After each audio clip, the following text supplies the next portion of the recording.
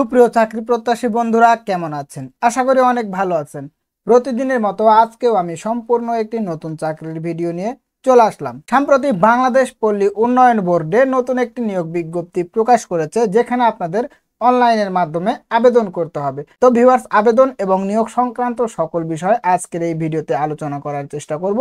বিস্তারিত জানতে ভিডিওটি স্কিপ না করে পুরো ভিডিও জুড়ে আমার সঙ্গেই থাকবেন। এবং ভিউয়ার্স, আপনাদের কাছে আমার রিকোয়েস্ট, আপনারা যদি আমার এই চ্যানেলে নতুন হয়ে থাকেন এবং সরকারি বেসরকারি সকল প্রকার চাকরির আপডেট পেতে চান, তাহলে অবশ্যই এনআরবিডি জবস চ্যানেলটিকে সাবস্ক্রাইব করে পাশে থাকা বেল আইকনটি প্রেস করে দেবেন। তো ভিউয়ার্স, চলমান অনেক নিয়োগ বিজ্ঞপ্তি আমার চ্যানেলে দেওয়া আছে। যদি আপনারা প্রয়োজন মনে করেন তাহলে অবশ্যই আমার চ্যানেলে গিয়ে সেই সকল ভিডিও দেখে আসতে পারেন। তো ভিউয়ার্স, অবশ্যই এই ভিডিওতে একটি করে লাইক করতে ভুলবেন না। তো চলুন আর দেরি না করে মূল ভিডিওটি শুরু করা যাক। যেমনটি আপনারা স্ক্রিনে দেখতে পাচ্ছেন, নিয়োগ বিজ্ঞপ্তি।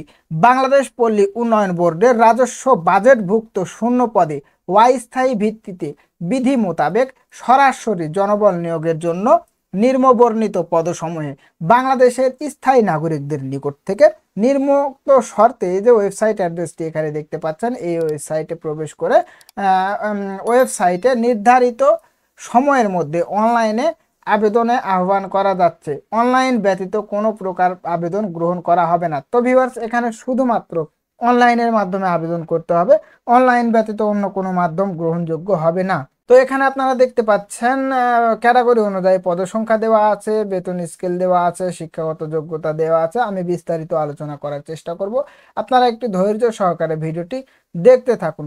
তো প্রথম যে পদটি রয়েছে সেটি হচ্ছে হিসাব রক্ষক। এখানে আপনাকে 30,230 টাকা বেতন দেওয়া হবে। পদসংখ্যা হচ্ছে 177টি। শিক্ষাগত যোগ্যতা 2টি দ্বিতীয় বিভাগ সহ বিকম পাস থাকতে হবে। 2 নাম্বার যে পদটি রয়েছে সহকারী আর্টিস্ট, এখানে আপনাকে 11তম গ্রেডে বেতন দেওয়া হবে 30,230 টাকা। পদসংখ্যা হচ্ছে 1টি। শিক্ষাগত যোগ্যতা শিল্পকলায় স্নাতক ডিগ্রি থাকতে হবে। 3 নাম্বার যে পদটি রয়েছে স্টেনোগ্রাফার কাম কম্পিউটার অপারেটর, এখানে আপনাকে 13তম গ্রেডে বেতন দেওয়া হবে 26,590 টাকা। পদসংখ্যা হচ্ছে 5টি। শিক্ষাগত যোগ্যতা কম্পিউটার ব্যবহার সংক্রান্ত ওয়ার্ড প্রসেসিং, ডাটা এন্ট্রি ও টাইপিং ইত্যাদি সর্বনিম্ন গতি ইংরেজি ও বাংলায় যথাক্রমে প্রতি মিনিটে 30 থেকে 25 শব্দ এবং চাকুরির 1 বছরের অভিজ্ঞতা সহ উচ্চ মাধ্যমিক সার্টিফিকেট পরীক্ষায় পাস থাকতে হবে।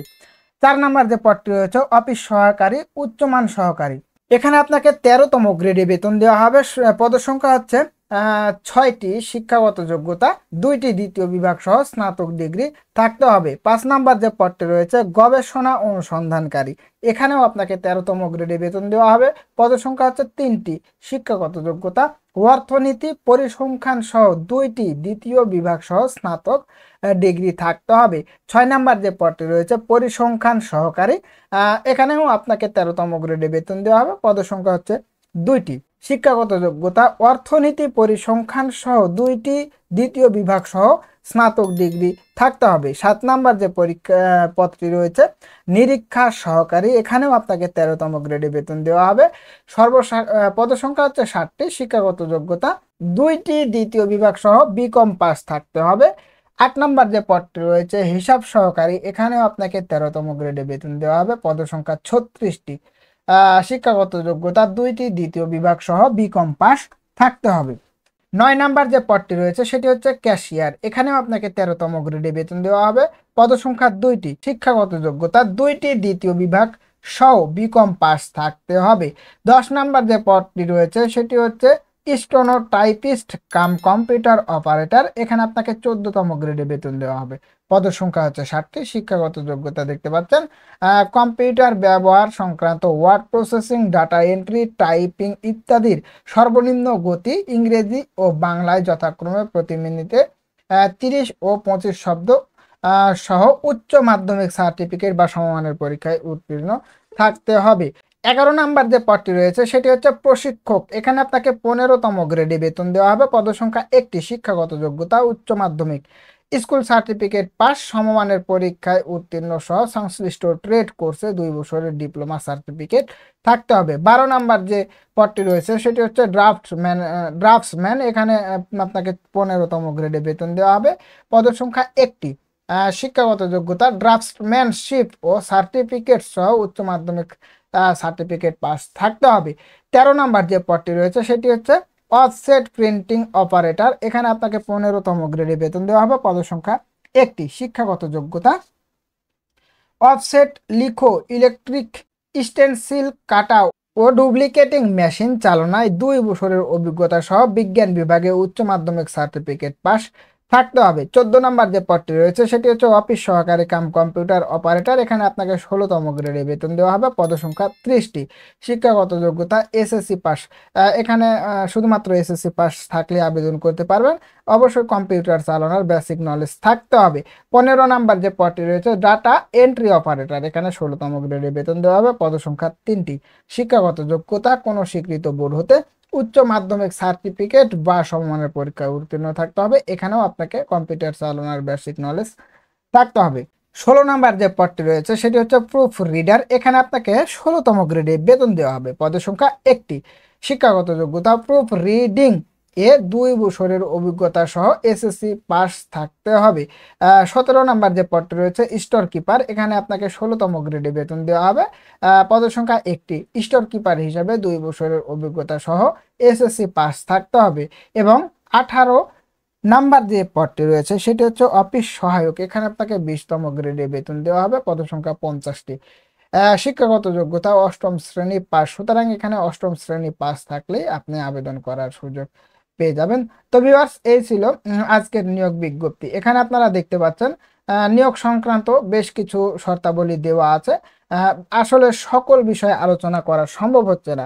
আমি মেইন টপিকগুলো আপনাদের সঙ্গে শেয়ার করব, বাকিগুলো অবশ্যই আপনারা নিজ দায়িত্বে দেখে নেবেন।